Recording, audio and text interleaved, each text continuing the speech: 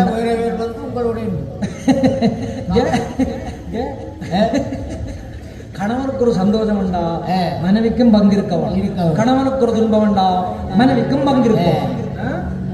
இந்த இன்பத்திலேயும் துன்பத்திலேயும் சமபங்கு கொடுப்பவள் மனைவி. கணவனோடு தான் இருக்கும்.